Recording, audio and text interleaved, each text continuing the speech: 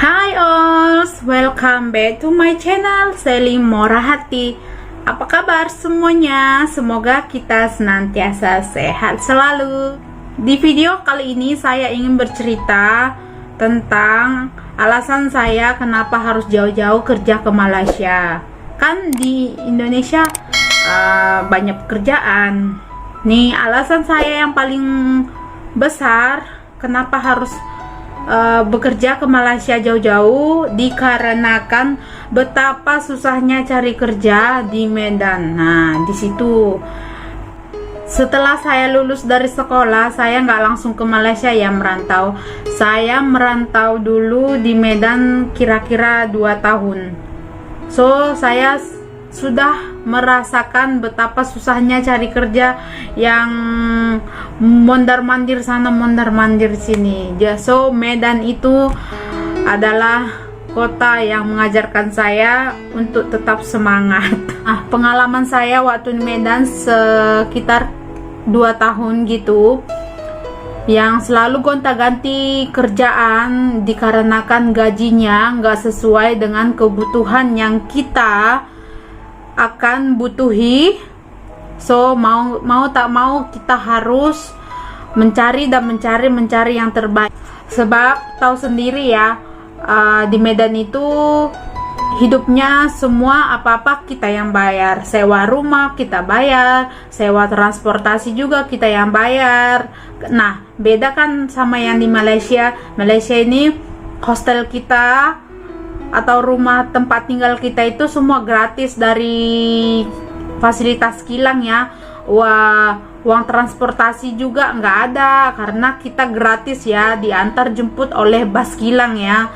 Dan bahkan sebagian kilang ada memberikan uang makan dalam kilang, yaitu macam berupa kupon atau berupa apalah gitu. Dan sebagian juga nggak ada sih, cuman sewa rumah dan uang transportasi itu di Malaysia itu tak ada ya, langsung difasilitasi oleh kilang semuanya. Nah, itu enaknya, itu perbandingannya. Nah, kalau di Medan itu kan enggak, semuanya apa-apa kita yang bayar, semuanya apa-apa kita yang bayar gitu.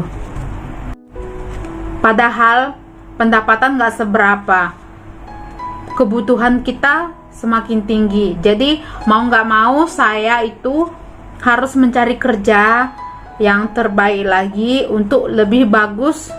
Ini pengalaman saya ya, bukan semuanya orang gitu. Pengalaman saya waktu kerja di Medan itu rata-rata itu semuanya kerja full time, sama dengan kerja di Malaysia. Cuman perbedaannya dalam penggajian, dalam gajinya sangat-sangat jauh beda, sangat jauh beda. Waktu di Medan saya itu paling tinggi kerja full time ya, paling tinggi itu 800.000 itu tahun 2009 ya. 800.000 itu paling tinggi, itu pun sudah paling tinggi. Bayangkan, pernah aku gajiku 550.000, 600.000 gitu. So itulah yang kita bagi-bagikan untuk bayar sewa rumah, ongkos transportasi, biaya makan lah. Macam mana kita mau bagi dekat kampung, mau kirim orang tua kita, sedangkan gaji pun hanya segitu. Kerja pun dalam 12 jam dan cutinya hanya 1 kali 1 bulan. Bayangkan. Aduh, dulu di situ hanya aku dan Tuhan lah yang tahu betapa sakitnya hidup di perantauan. Oh my god, 600.000 coba bayangkan. Kadang makan, nggak makan loh. Kadang hanya Indomie saja, Maggi itu saja yang kita makan. Pagi-pagi itu memang jarang makan ya dulu.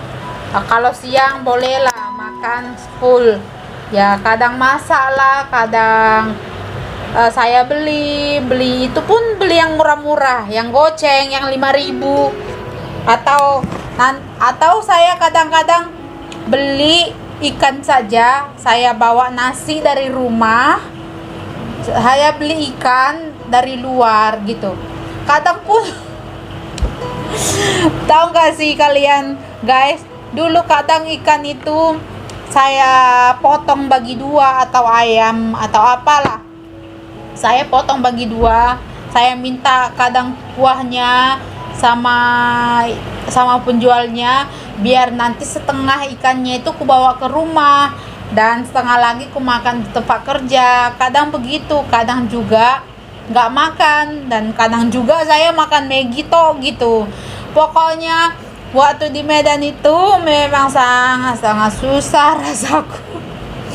Itulah sebabnya saya harus gonta-ganti kerjaan, bukan karena nggak betah atau karena bosan, ya karena faktor gaji yang tidak sesuai dengan kebutuhan kita, padahal kita kerjanya 12 jam. Kalau soal kerja sih nggak capek, karena kita kan hanya jaga toko. Dan akhirnya saya harus mencari kerja yang terbaik lagi, yang lebih bagus lagi maksudnya. Dan saya coba-coba menjatuhkan lamaran ke sebuah kebanyak perusahaan gitu, SPG ya. Kalau kita mau jatuhkan lamaran ke perusahaan harus ada orang dalam, harus ada uang. Bahkan pernah saya jatuhkan lamaran ke pabrik-pabrik gitu, saya udah berani mau bayar ini, tapi karena ada orang lagi mau bayar tinggi, jadinya saya nggak jadi diambil gitu loh. Nah, kalau begitu kan sistemnya susah kan, harus ada orang dalam, harus ada uang sogokan. Saya juga banyak menjatuhkan lamaran untuk ke SPG gitu, SPG, pokoknya SPG lah, Sales Promotion Girl. Tapi sayang, karena di Indonesia itu rata-rata yang diambil itu ketinggiannya tinggi rata-rata. Nah, saya ini pendek, macam mana mau masuk 152 cm saja. Semua kriteria yang mereka inginkan itu memang gak ada pada saya, ya kan. Harus pandai make up, harus tinggi lah. Saya ini tak pandai make up, pendek, semeter kotor. semeter kotor katanya orang Batak ya.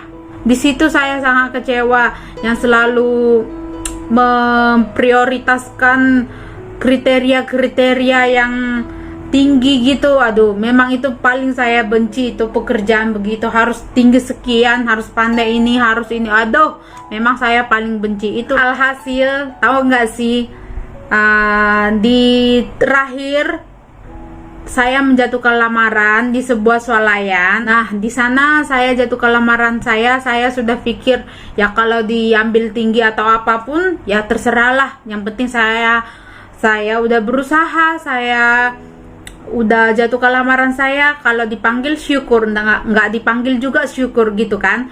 Jadi akhirnya saya ditelepon. Jadi saya terus semangat ya, langsung pergi interview. Nasib baik mereka nggak ngambil kriteria yang saya paling benci, yang maksudnya yang tinggi-tinggi tuh. Alhasil saya diterima di sana. Saya sangat senang ya, karena itu swalayannya lumayan ya. Gajinya juga lumayan, karena gaji yang paling tinggi yang selalu saya pegang itu kan 800.000 saja. Jadi saya mendengar itu dengan gaji 1,3 juta itu sudah senang ya. Berapa tambah itu 500.000 tambahnya. Jadi saya sudah sangat senang. Lagian pun kerjanya kerja shift, jadi kerjanya hanya 8 jam. Pokoknya senang banget saya dulu di situ, karena itulah memang impian saya, pekerjaan yang begitu, yang ada jadwal shiftnya, gajinya UMR. Pokoknya itulah pekerjaan yang selalu saya impikan dulu. Tapi di sana saya nggak lama bertahan. Dulu memang itu menyedihkan, bukan karena saya berhenti kerja atau mengundurkan diri, bukan, karena swalayan itu memang akan tutup semuanya swalayan itu. Jadi mau nggak mau kita harus juga terima dong apa yang perusahaan lakukan gitu. Di situ lagi saya kembali down ya, kembali lagi deh cari-cari kerja, kembali lagi deh kayak yang dulu-dulu harus pontang-panting, mondar-mandir sana cari kerja, jatuh ke lamaran. Tapi tetap saya semangat. Selama 2 bulan setelah saya diberhentikan kerja itu, saya masih semangat mencari kerja yang lain gitu. Tapi alhasil memang gak ada langsung hasilnya, nihil sama sekali. Jadi di situ saya memang benar-benar give up, tau, benar-benar putus semangat, capek deh.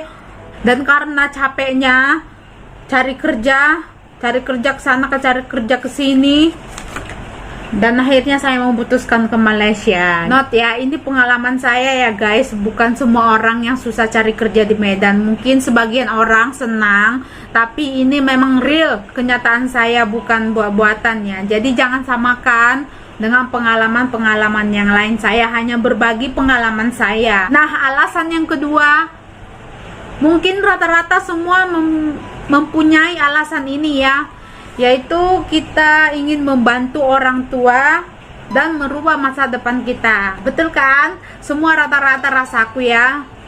Karena keluargaku ya, keluarga bukan kaya, hanya marganya saja yang kaya si Mamora. Tapi kenyataan soal perekonomian memang kami sangat miskin, di bawah rata-rata ya. Jadi saya memutuskan untuk bekerja ke sini ya, karena itu juga nomor 2, untuk membantu orang tua, membahagiakan adik-adik. Itu saja sih guys alasan saya harus bekerja ke luar negara, karena alasan itu 2 itu saja sih. Terima kasih buat yang sudah nonton. Jangan lupa like, comment, dan share, dan subscribe